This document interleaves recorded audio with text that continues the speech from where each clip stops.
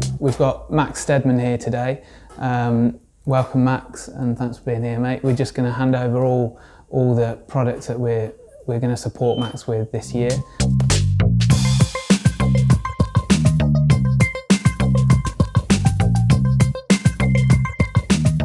This is going to go towards his Everesting attempts, not obviously all of his other goals for the year.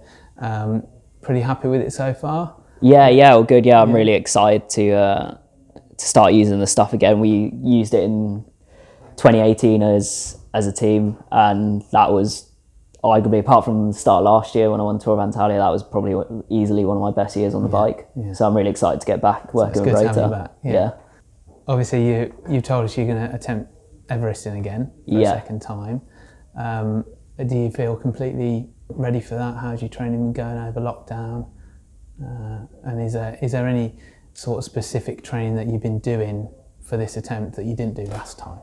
Yeah, I think it's just having more time to prepare this time. Like, I still haven't got a set date in mind. Like, it could be this spring or it could be after a few races have been, and sort of use those races as like a springboard for fitness. Like, essentially, it's an ultra endurance test, like Everesting. So, you know, in May we've got a couple of stage races in France, plus potentially the Mont Ventoux one-day race again. So that's like perfect prep for something like an Everesting, essentially. And then it would just be the miles. I think I've done a lot more sort of 5 to 6 hour rides this winter than I usually would, and that will work for both road racing and Everesting. I think the biggest thing is just to be able to keep a sort of mid effort level, but for such a sustained amount of time. I think that's the biggest thing. So yeah, it's all going really well this year, to be honest. Endurance is on its way up, so it's just a case of picking the right time, but not changing my training overly much for what I do for racing, just sort of bounding off that and using the fitness I've got from racing as a platform to build, basically. During your training, are you using your power a lot for those longer rides to keep an eye on? Yeah, essentially, yeah. I know, well, having done the Everesting now, I think the first one was actually really good doing, because I know what I sort of need to sit at and what power I need to do for an extended period amount of time, and I can just go out on the road and sort of practice and simulate that, essentially. Because you're going to be doing the same, am I right in saying you're doing the same hill? Yeah, okay. Same hill.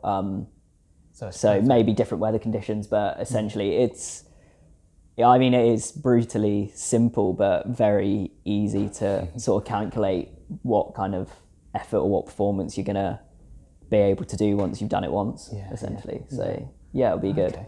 I think the product, obviously, that Rota are supplying to you is going to be perfect for that attempt. We talked about the carbon arms with the Inspider. I think the Inspider is probably the perfect power meter to try the attempt with, because obviously that's going to give you the total power and not just one-sided double results. Yeah, exactly. So in terms of that, you were saying you're going to just stick with the lightest setup possible. So you're just going to try and go single ring, the carbon arms, and just go completely lightweight? Yeah, essentially. So the one I did in September, we ran a dual system, which at the time I thought was fine, just to get speed up at the top of the descent. But kind of looking back, the top is 25, the top of the climb is 25%, so you get speed up dead quick. You pedal about 6 times, then you're gone. Essentially, like, the gears are useless. So looking back at that, it was like the best way would probably be one by, save weight on the front mech. And the great thing about the Inspider is that you can run it one by with a power meter. Like, well, it's made for all terrains, essentially, mountain biking, cross, things like that. So that was something really cool. I can run a 34 on the front with power, good reliable power meter as well, and then run a 34 cassette on the back, essentially. Don't know if I'll go full cassette, or part of me is tempted just to go 1-to-1 ratio, literally just 34. But I'll have to do some testing up the climb, just see sort of where we're at in terms of will it be the right speed, and, you know, if I want to up it will I be able to up it just on that gearing, essentially? Yeah. I mean, I guess doing it already once on the same climb is a massive Yeah, bonus. exactly. Yeah. And in terms of that, would you say sort of Everesting compared to obviously all your other achievements so far, is that one of the hardest things you'd say you've done? Or how does it compare? I would say probably, I mean, it's different to racing in a way, I guess. With racing, there's other people there to like chase, challenge you, things like that. But there hasn't been many races where I've thought don't think I can do this. Whereas the Everesting, I got myself into such a deep hole. It was a case of, I actually don't think I can do this. But I had people there supporting me, and it was kind of like, the last thing I could do was... You pulled yourself back. Yeah, exactly, yeah. The last thing I could do was at least finish it, no matter what the time was, and then sort of go from there, essentially. So I'd say it's definitely one of the hardest things I've done. And I think it's one of those, with all ultra endurance things, with a race, you finish it. I finished loads of races and been disappointed with the result. The thing is, you finish that, and no matter what, you've got some sort of accomplishment out of it, which was like the cool thing, Because I imagine after that much effort and digging yourself that deep and pulling yourself back, was there a period of time where you just didn't want to touch the bike, didn't want to go for a ride at all, or wasn't even contemplating doing that again? I think I wanted to do it, not again immediately, obviously, but in my mind, because it hadn't gone the way I wanted it to, I wanted to go back and correct already in like just that sports person thing. I think it is. That's like, I want to do it again. I know I can do better, essentially. And I think I took like day off, then a recovery ride, and then went for an Andy Feathers comms like a couple of days later, and then did a hill climb a few days later, and actually responded really, really well from that. Like, it didn't put me in a too big a hole, which again, I think is one of those things I probably got from stage racing as well, that, you're kind of used to those pretty hard back-to-back days. The last thing would be, we were talking about earlier really, would be for somebody else that's looking to do it, obviously not at your level.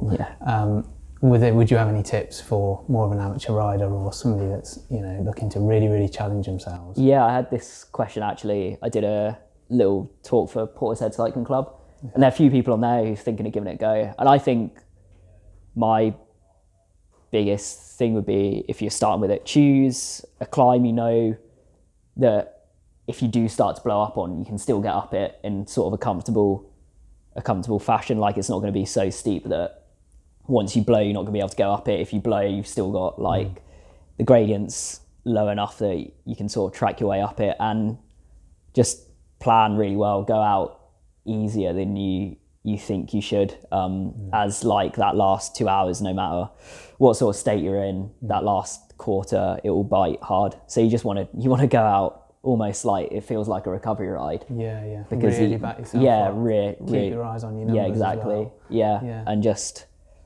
And then once it gets to like the sort of last quarter, then you can start really pushing on and start feeling it. But it's kind of like a big, long, steady effort, essentially. I think it's just preparation is the most important thing with it. Just be mentally prepared to sort of suffer and choose a climb is doable and easy, and try and get some people out to support you. I think that's the biggest thing. So are you going to be, is it the same team's going to be supporting you again? Yeah, kind of, and I think the big thing I want to do, Somerset Avon police are really supportive of cyclists as well.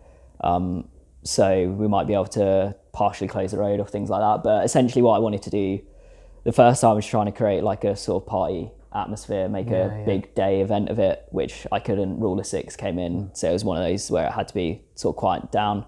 So that's what I want to do again, which is why it might be worth saving it for later in the year. When things are cleared up, I can get all the, I had sponsors coming, and I literally had to reject DHB and things like that, say like, well, I'm kind of full on people, sorry. Whereas this time I want to get like as many friends, sponsors, family down, just to support and create a real like atmosphere around it. So I think that's the biggest thing as well. When you've got someone there supporting you, you don't want to give up, because that's it, isn't it? You can almost dig yourself into a hole and exactly. Yourself out, I guess.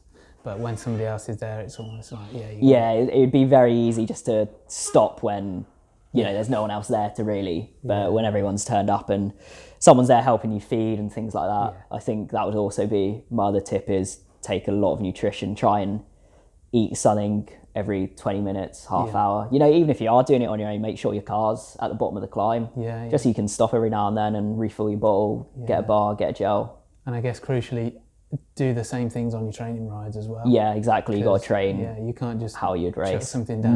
No, your body needs to your get attempt. used to that amount of Yeah. nutrition, essentially. So yeah, it is progress. Don't go straight into it. You know, give it a few attempts first at lower elevations, and then go for the full thing. Yeah. Cool. Okay, that's brilliant. Yeah. I think